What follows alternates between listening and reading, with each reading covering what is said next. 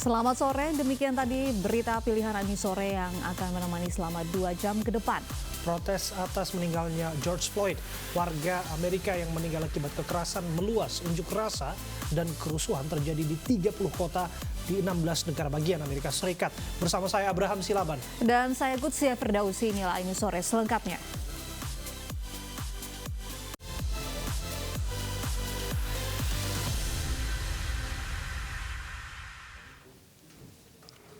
Pemakaman pasien status dalam pemantauan di kota Ternate, Provinsi Maluku Utara berakhir ricuh. Kericuhan terjadi karena peti jenazah nyaris terjatuh.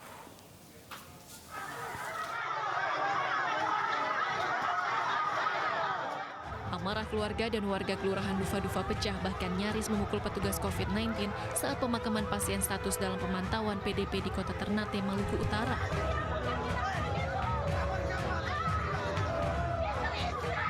Kericuhan terjadi saat petugas COVID-19 hendak memakamkan, tiba-tiba peti jenazah terlepas dari tangan petugas hingga nyaris jatuh. Beruntung insiden ini tidak meluas setelah sejumlah aparat kepolisian, TNI, dan tim gugus yang berada di lokasi kejadian dapat mengendalikan suasana dan proses pemakaman pun kembali dilanjutkan dengan protokol COVID-19. Di samping kiri kanan itu memang sudah ada kuburan. Nah itulah pada saat kaget situasi dari peti sendiri agak bukan jatuh sih, miring sehingga tampak seolah-olah jatuh. Tapi ada kemiringan, tapi mungkin usaha juga dari teman-teman karena tahan kuat sehingga tidak sampai yang dibilang sampai lepas itu tidak.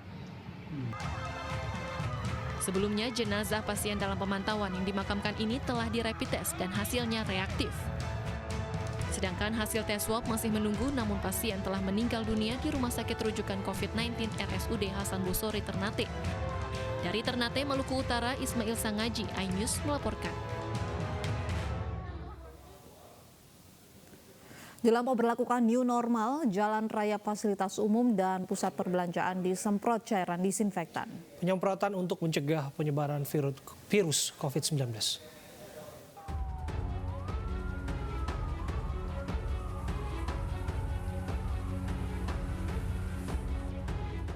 Petugas suku dinas pemadam kebakaran menyemprot desinfektan ke seluruh ruas jalan di wilayah Jakarta Timur jelang penerapan new normal. Penyemprotan dilakukan di ruas Jalan Matraman Raya, Jalan Pramuka hingga ruas Jalan Pemuda Raya. Selain jalan raya, sejumlah fasilitas umum seperti halte bus dan taman juga disemprot desinfektan. Penyemprotan desinfektan akan terus dilakukan setiap hari selama penerapan era new normal. Diharapkan penyemprotan desinfektan dapat mencegah penyebaran virus COVID-19 saat penerapan new normal. Dalam rangka menyambut kegiatan new normal. Jadi serentak 5 wilayah kota kita laksanakan di Provinsi DKI Jakarta. Nah, tetapi untuk wilayah Jakarta Timur ini kita sudah program nanti setiap hari bukan saja tanggal 31 ini kita sudah program 1 bulan ke depan. Dengan menggunakan alat pelindung diri, ratusan relawan PMI DKI Jakarta bersama petugas dari Pemkot Jakarta Pusat Minggu pagi menyemprot cairan desinfektan di area gedung pusat perbelanjaan Tanah Abang dan ruas jalan. Sterilisasi menggunakan cairan desinfektan merupakan persiapan Pemkot Jakarta Pusat menjelang fase kenormalan baru. Kita hari ini melakukan penyemprotan di beberapa sektor, ada 7 titik, antara lain di Pasar Tanah Abang, di mal-mal yang ada semuanya. Jadi kalau pada saatnya pemerintah memutuskan akan mengembalikan fungsi sentra ekonomi, pasar menjadi pusat perbelanjaan, masyarakat dapat datang dengan menggunakan masker. Selain Pasar Tanah Abang, penyemprotan dilakukan di sejumlah titik lainnya, seperti pusat perbelanjaan dan stasiun kereta. Penyemprotan disinfektan terus digelar hingga memasuki masa pemberlakuan new normal. Dari Jakarta, Tim Liputan iNews melaporkan. Pembatasan sosial berskala besar belum usai di DKI Jakarta, namun warga mulai berolahraga. Di Gelora Bung Karno, warga antre untuk masuk kawasan stadion. Hal serupa juga terjadi di kawasan Bundaran HI dan Kanal Banjir Timur yang dipadati warga.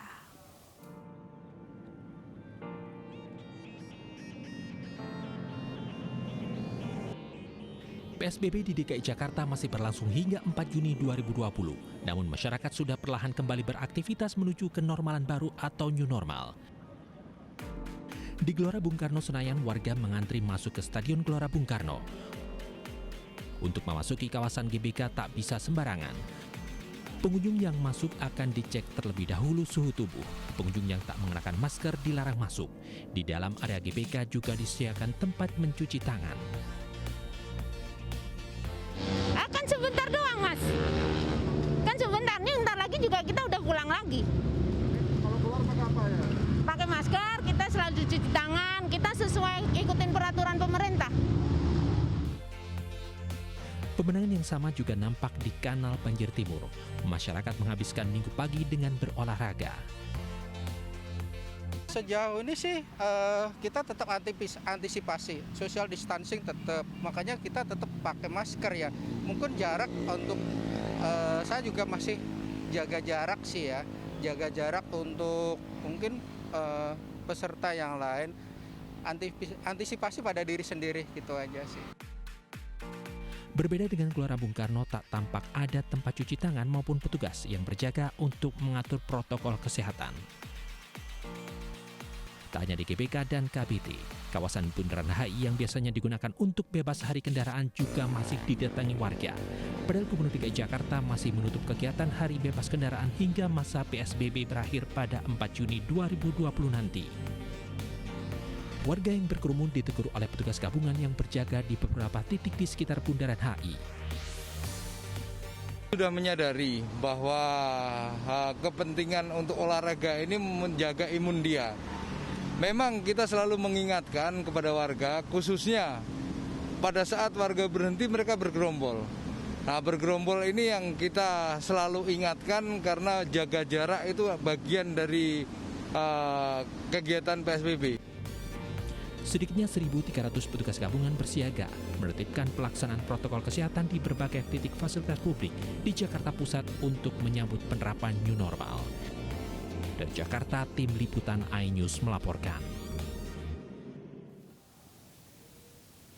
Selain di kawasan Gelora Bung Karno, Jakarta dan Bundaran HI, aktivitas warga yang berolahraga juga sempat terlihat di kawasan wisata Kota Tua, Jakarta. Dan untuk mengetahui kondisi terkini di sana, kita sudah bergabung dengan rekan Vicky Rian. Vicky, pagi tadi banyak warga yang berolahraga di kawasan Kota Tua. Bagaimana kondisi di sana sore ini? Ya, baik Uci dan juga Abe, memang jika pagi tadi banyak warga yang beraktivitas berolahraga di sekitar kawasan Kota Tua Jakarta, di sore hari ini tidak nampak lagi aktivitas warga yang berolahraga. Namun demikian memang masih ada sejumlah warga ini yang datang ke kawasan Kota Tua untuk berlibur. Mereka datang bersama teman, kerabat maupun keluarganya untuk sekedar menikmati suasana sore hari di kawasan Kota Tua dan mereka juga bersuah foto.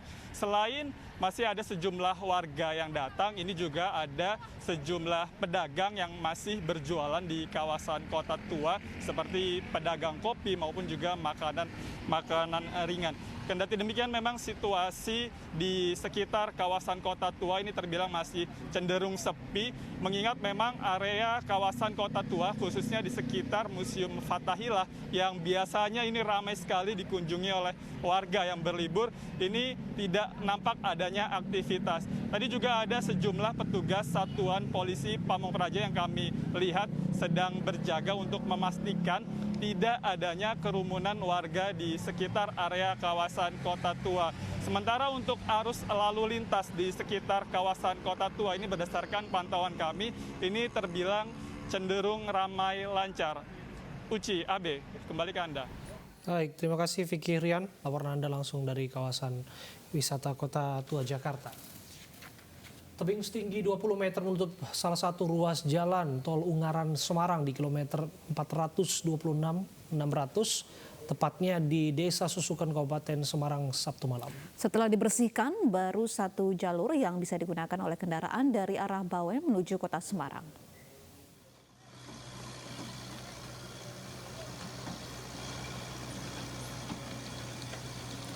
Petugas gabungan membersihkan sisa material longsor yang menutup ruas tol Ungaran dari arah Bawen ke Semarang, tepatnya di kilometer 426-600 Desa Susukan, Kabupaten Semarang. Untuk sementara baru satu lajur atau satu jalur yang bisa dilintasi pengendara yang akan menuju ke kota Semarang dari arah Bawen. Longsor terjadi akibat hujan deras yang mengguyur wilayah Kabupaten Semarang pada Sabtu malam. Tebing setinggi 20 meter longsor dan menimbun ruas tol dari arah Bawen, kota Semarang sepanjang 30 meter.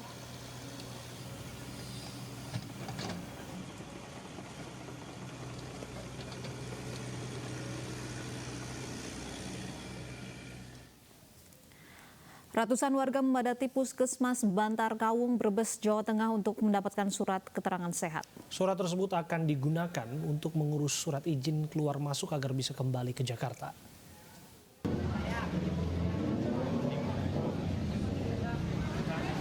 Ratusan warga Kecamatan Bantar Kawung, Kabupaten Brebes, Jawa Tengah mendatangi puskesmas tempat untuk mengurus surat keterangan sehat. Warga rela antri menunggu giliran untuk memeriksa kesehatan. Mereka yang datang merupakan warga perantauan yang bekerja di sektor informal di ibu kota. Buat surat keterangan kesehatan. Mas mau berangkat kemana rencana? Jakarta. Jakarta ya.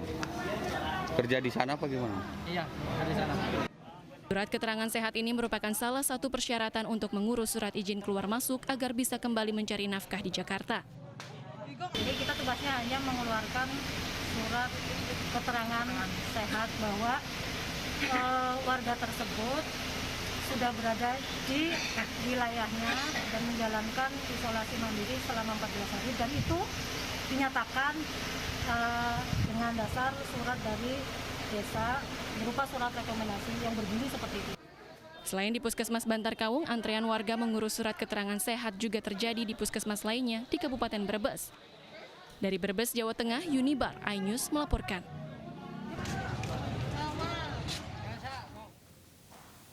Kota Tegal bersiap new normal. Selengkapnya kami hadirkan usai jeda.